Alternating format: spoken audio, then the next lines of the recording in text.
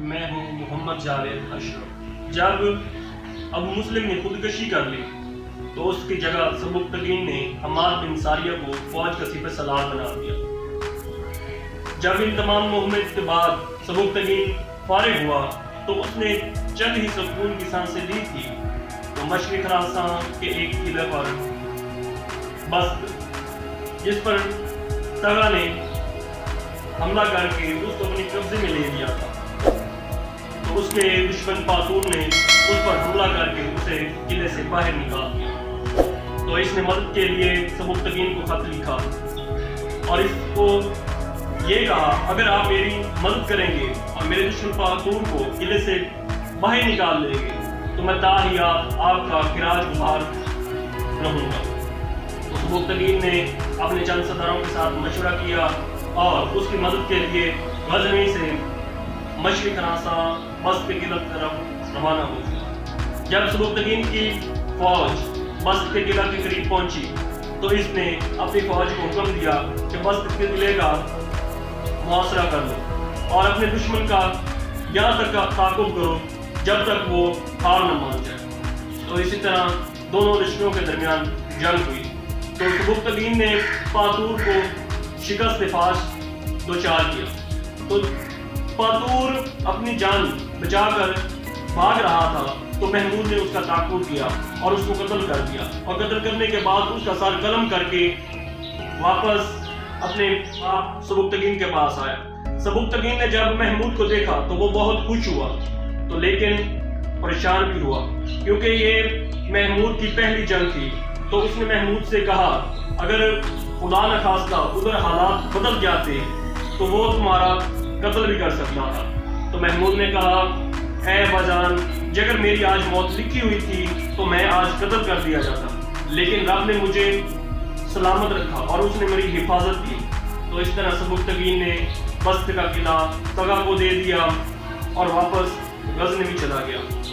لیکن کچھ ہی دنوں بعد سبکتگین غزنی سے بست کے قلعے کی طرف روانہ ہوا اور تغا سے ملا اور تغا کو اس کی بات یاد دلائی۔ تو تغا نے جب یہ بات سنی، کیونکہ سبکتگین اور تغا سپاہیوں سے بہت علیحدہ گشت کر رہے تھے، تو تغا نے چاہا کہ اب وہ سبکتگین کو قتل کر دے، کیونکہ وہ یہی چاہتا تھا کہ اب میں جب اس کو قتل کر دوں گا تو خراج جو میں نے اس کو ادا کرنا ہے اس سے جان چھوٹ جائے گی۔ تو اس نے نیام سے تلوار نکالی اور سبکتگین پر حملہ آور ہوا۔ سبکتگین نے اس کا وار کو خفا کیا، لیکن جب اس کا وار خفا ہوا تو سبکتگین کے ہاتھ پر کافی زخم آ گیا۔ تو اس نے دوسرے ہاتھ سے تلوار نکالی اور تغا پر حملہ کر دیا۔ اس طرح تغا مارا گیا۔ سبکتگین نے بست کے قلعے کو اپنی سلطنت غزنی میں شامل کر لیا، کیونکہ مشرقی خراسان کا یہ قلعہ بہت ہی طاقتور اور مضبوط تھا، بہت ہی اہمیت کا عامل تھا۔ سبکتگین کو اس سے بہت فائدہ ہوا۔ اسی طرح 363 ہجری میں اس نے ہندوستان کی طرف سفر کیا اور کئی چھوٹے بڑے قلعوں پر حملہ کر کے ان کو غزنی کے ساتھ ملا دیا۔ جب ان تمام مہمات سے سبکتگین فارغ ہوا تو واپس غزنی میں چلا گیا۔ تو ایک دو مرتبہ سبکتگین کا مقابلہ جے پال سے بھی ہوا۔ جے پال کو اس نے بہت ہی بری طرح سے شکست دی۔ تو اس طرح جے پال دونوں مرتبہ بہت بری طرح شکست سے دوچار ہوا۔ تو سبکتگین کیونکہ دن بدن بہت ہی ترقی کرتا جا رہا تھا اور اس فوجی صلاحیت کی بھی پروان چڑھتی جا رہی تھی، اس طرح اس نے غزنی میں بہت سارے قلعے، علاقے اور ریاستوں کو ساتھ ملانا شروع کر دیا۔ کچھ دن گزرنے کے بعد سامانی حکمران امیر نو نے سبکتگین کو خط لکھا، میری ریاست بخارا اور خراسان کے حاکم نے میرے خلاف بغاوت کر دی ہے۔ یہ دونوں حاکم امیر فائل اور امیر ابو علی شویری ہیں اور وہ چاہتے ہیں کہ وہ دونوں جنگ کر کے میری سلطنت کا خاتمہ کر دیں، لیکن میں تم سے مدد طلب کرتا ہوں۔ اگر تم میری مدد کرو گے تو انشاءاللہ میں بھی آنے والے وقتوں میں تیرے ضرور کام آؤں گا۔ تو سبکتگین نے جب یہ خط دیکھا تو بہت مضطرب ہو گیا اور اس نے وقت ضائع کیے بغیر ہی ماوران نہر کی طرف سفر کرنا شروع کر دیا، کیونکہ امیر فائق جو کہ بخارا کا حاکم تھا وہ امیر ابو الحجویری کے ہاں جو کہ نیشا پور میں مقیم تھا اس کے ہاں چلا گیا اور وہیں قیام پذیر ہو گیا۔ یہ دونوں کیونکہ چالوں کے جال بچھا رہے تھے اور یہ کسی طرح بچاتے تھے کہ ہم دونوں مل کر امیر نو کے خلاف جنگ کریں اور اسے شکست سے دو چار کریں۔ انہیں یہ معلوم بھی نہیں تھا کہ امیر نو سبکتگین سے مدد طلب کر لے گا۔ اسی طرح سبکتگین اور امیر نو لشکر لے کر بخارا کی طرف روانہ ہوئے اور بخارا سے ہوتے ہوئے وہ نیشا پور میں آئے۔ دونوں لشکروں کے درمیان سخت مقابلہ ہوا۔ اسی طرح امیر نو اور امیر فائق وہاں سے بھاگ گئے اور جریان کے قلعے میں مقیم ہو گئے۔ تو امیر نو واپس سامانی ترکستان چلا گیا اور سبکتگین واپس غزنوی چلا گیا۔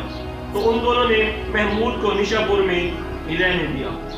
تو امیر فائق اور امیر ابو الحجویری نے اس موقع کو غنیمت جانا اور ان دونوں نے سوچا کہ اب نہ ہی امیر نوح اور سبکتگین ملیں گے اور نہ ہی یہ دونوں دوبارہ محمود کی مدد کر سکیں گے۔ اس طرح اس نے موقع کو غنیمت جانتے ہوئے محمود پر زبردست حملہ کر دیا۔ سبکتگین اس حملے کی تاب نہ لا سکا اور وہاں سے فرار ہو گیا۔ جب سبکتگین کو اس کا پتہ چلا تو وہ دوبارہ لشکر لے کر نیشا پور کی طرف روانہ ہوا اور اس نے ایک زبردست حملہ کیا۔ امیر فائق اور ابو علی حجویری کی کیونکہ فوجی برتری بہت ہی زیادہ تھی اور سبکتگین کی فوجی برتری بہت کم تھی، ان دونوں کے درمیان کافی جھڑپیں ہوئی لیکن کوئی خاص نتیجہ برآمد نہ ہوا۔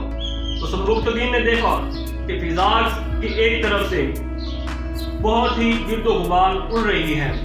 جب سپاہیوں نے دیکھا تو وہ تھوڑی دیر کے لیے رک گئے۔ جب دیکھا تو وہ محمود تھا۔ محمود دوبارہ لشکر لے کر اپنا حملہ آور ہوا۔ اسی طرح امیر فائق اور امیر علی حجویری کو بہت عبرتناک شکست ہوئی اور یہ دونوں قتل ہو گئے۔ اس طرح امیر سبکتگین واپس غزنی چلا گیا اور محمود وہیں نیشا پور میں رہ گیا اور کچھ عرصے کے بعد وہ بلخ میں مقیم ہوئی، کیونکہ الپتگین کی بیٹی بہت ہی شاطر دماغ کی خاتون، وہ چاہتی تھی کہ کسی طرح اپنے بیٹے اسماعیل کو حکمران بنائے اور سبکتگین دن بدن کمزور ہوتا گیا اور بستر مرگ تک جا پہنچا۔ تو الپتگین کی بیٹی نے جب بھی کوئی بات منانی ہوتی تو سبکتگین سے کہتی کہ تم غلام تھا، میرے باپ نے تجھے غلامی سے آزاد کرایا۔ تو یہ بات سنتے ہی سبکتگین اس کی بات مان لی، کیونکہ الپتگین کی بیٹی بہت ہی احسان فراموش تھی۔ اس نے اس موقع کا فائدہ اٹھایا اور اپنے بیٹے اسماعیل سے کہا کہ تمہارا والد سبکتگین جب بھی اٹھے تو تم اس کے سرانے بیٹھا ہوا ہو۔ تو اسی طرح اسماعیل جب بھی سبکتگین اٹھتا تو اس کے پاس کھڑا ہوتا یا بیٹھا ہوتا۔ تو سبکتگین نے سمجھ لیا کہ میرے مرنے کے بعد جو میرا تخت نشین ہوگا وہ میرا بیٹا اسماعیل ہی ہوگا۔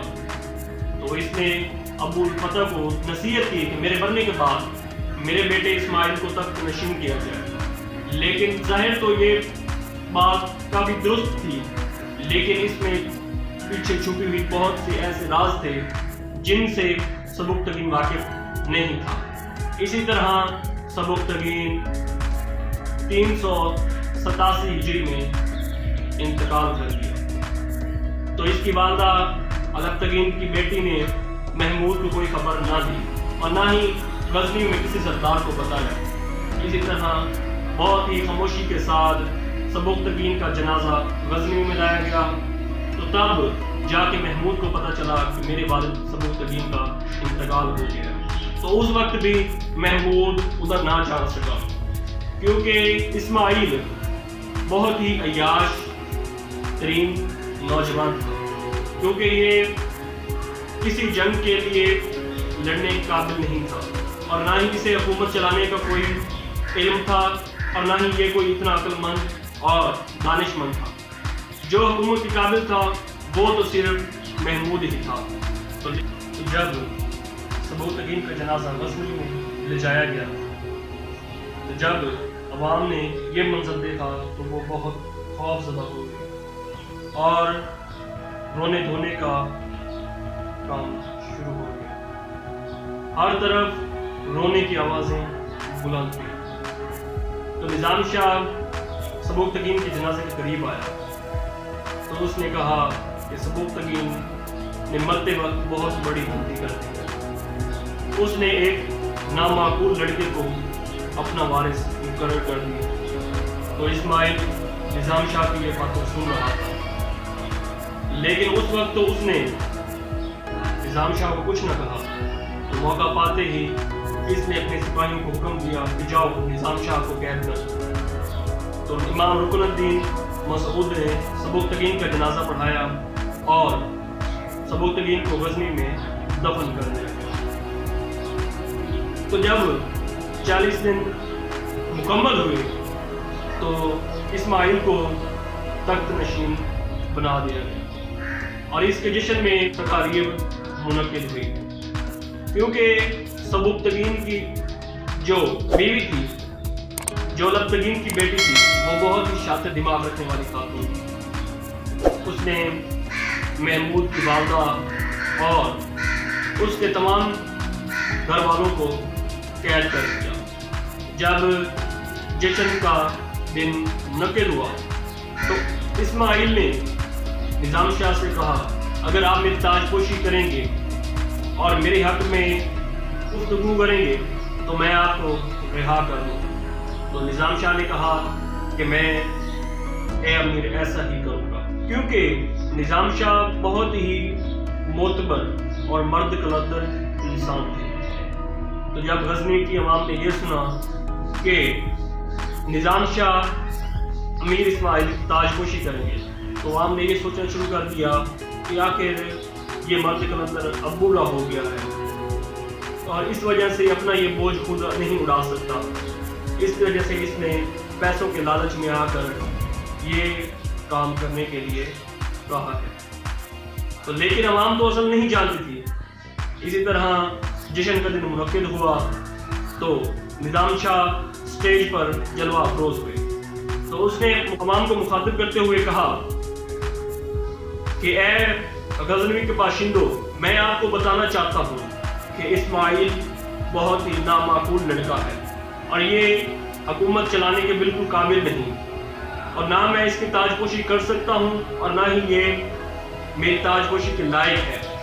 जो ताजपोशी के लायक है वो सिर्फ महमूद है, क्योंकि ये अभी जंग के रमूज और औकाफ से भी वाकिफ नहीं, ना अब तक इसने कोई जंग करना सीखी है और ना ही ये कोई इतना अक्लमंद और दना है कि गज़नी की हुकूमत को आसानी से चला सके।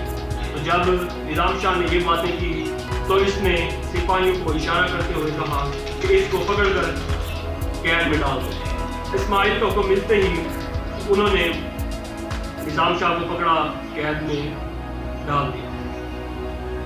तो इमाम रुकनुद्दीन मसूद जो कि वहाँ स्टेज पर मौजूद थे, उसने तकरीर की और इस्माइल की ताजपोशी की, क्योंकि इमाम रुकनुद्दीन एक दुनियादार इंसान थे और ये निज़ाम शाह से बदला लेना चाहते थे।